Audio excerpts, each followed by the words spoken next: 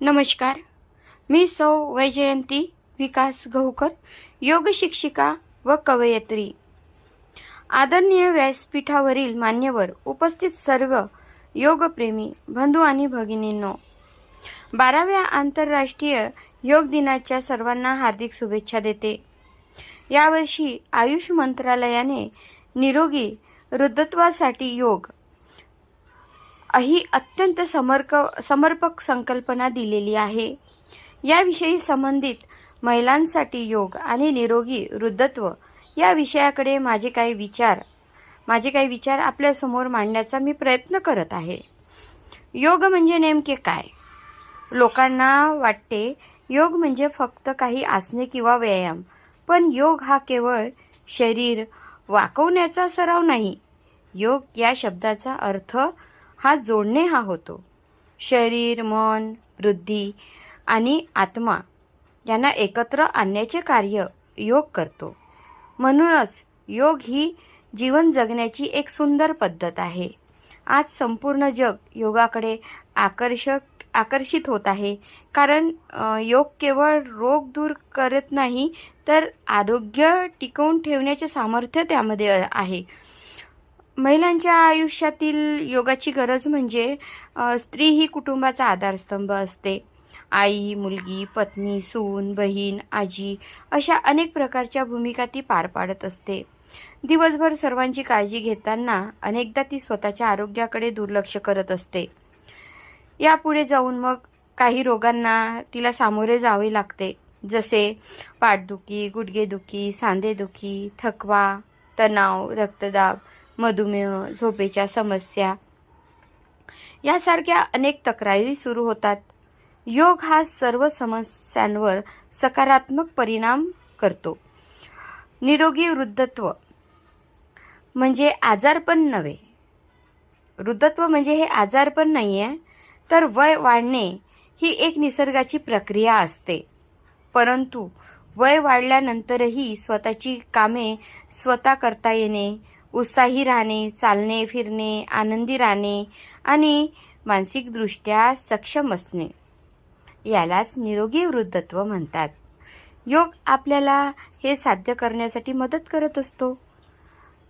महिलांच्या जीवनातील वेगवेगळ्या टप्प्यांमधले योग आहे. बालपण आणि तरुणपण यामध्ये योगामुळे शरीर लवचिक बनते, एकाग्रता वाढते, आत्मविश्वास निर्माण होतो. गृहिणी आणि कामकाजी महिलांकरिता जर योग केला तर सतत जबाबदाऱ्यामुळे मानसिक ताणतणाव जो वाढतो तो कमी होतो. योगामुळे मन शांत राहते, ऊर्जा वाढते, काम करण्याची क्षमता सुधारते. रजोनिवृत्तीच्या काळात महिलांना अनेक समस्या येतात. त्यामध्ये हा प्रत्येक महिलेच्या आयुष्यातील महत्त्वाचा टप्पा आहे. त्यामुळे या काळामध्ये हार्मोन बदल घडून येतात. चिडचिड होणे, अस्वस्थता, झोप न लागणे, सांधे दुखणे अशा अनेक समस्या त्यांना जाणवतात. नियमित योग, ध्यान आणि प्राणायाम यामुळे या त्रासांमध्ये मोठा आराम मिळतो. ज्येष्ठ महिलांसाठी वय वाढल्यावर शरीराचा तोल सांभाळणे महत्त्वाचे असते. योगामुळे पडण्याचा धोका कमी होतो, स्नायू आणि हाडे मजबूत होतात. सांध्याच्या आरोग्यासाठी योग हा महत्त्वपूर्ण कामगिरी बजावतो. आज अनेक महिलांना गुडघेदुखी आणि सांधेदुखीचा त्रास असतो. योगामधील हलक्या हालचाली आणि आसने सांध्यामधील कडकपणा हा कमी करतात. स्कंदचक्र, ग्रीवाचालन, गुटका संचालन यासारखे सूक्ष्म व्यायाम आपण खूप फायदेशीर ठरतात. नियमित सरावामुळे शरीरात चपळता टिकून राहते. मानसिक आरोग्यासाठी आपण योगाचा हा उत्तम उपयोग करू शकतो. त्यांना आपले मानसिक स्वास्थ्य सुधारतं.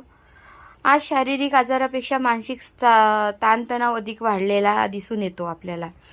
तर कौटुंबिक जबाबदाऱ्या, आर्थिक चिंता आणि सामाजिक दबाव यामुळे अनेक महिला तणावग्रस्त होतात. योगामुळे मन शांत होतं, सकारात्मक विचार वाढतात, नैराश्य आणि चिंता कमी होण्यास मदत होते. ध्यानामुळे मनाला स्थैर्य मिळतं. चांगल्या झोपेसाठी योगाचा उत्तम उपयोग होऊ शकतो. अनेक महिलांना झोप न लागण्याची समस्या असते. झोप अपुरी झाल्यास शरीर आणि मन दोन्ही थकते. योग आणि प्राणायामामुळे मज्जासंस्था शांत होतात मन निवांत होतं आणि झोपेची गुणवत्ताही सुधारते. प्राणायामाचे महत्त्व म्हणजे योगामध्ये श्वासाला अत्यंत महत्त्वाचे स्थान आहे. प्राणायाम म्हणजे प्राणशक्तीचे नियमन.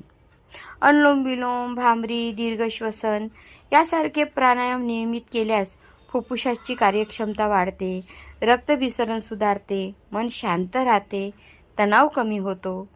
प्राणायामाचा अर्थच हा आहे की श्वास आणि प्रश्वासच्या गतीवर नियंत्रण ठेवणे म्हणजेच प्राणायाम. योग आणि जीवनशैलीतील अन्य आजार जसे मधुमेह आहे, रक्तदाब आहे, लठ्ठपणा आहे यासारखे आजार खूप सारे वाढत आहेत. योगामुळे शरीर सक्रिय राहते, चयापचन ही सुधारत जाते, वजन नियंत्रणात राहण्यास मदत होते.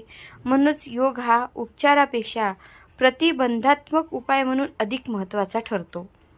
सामुदायिक योगाचे महत्त्व म्हणजे जेव्हा आपण समुदायामध्ये योग करतो ना, तेव्हा सकारात्मक ऊर्जा निर्माण होते.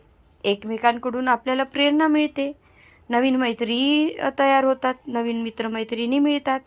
विशेषतः ज्येष्ठ महिलांसाठी सामूहिक योग हा आनंदाचा आणि सामाजिक सहभागाचा उत्तम मार्ग आहे. जीवनातील दैनंदिन योग हा कसा करावा किंवा अनेक जण म्हणतात की आम्हाला वेळ मिळत नाही, पण दिवसातील फक्त 30 मिनिट किंवा 45 मिनिटं योगासाठी दिली तर फार मोठा बदल घडू शकतो.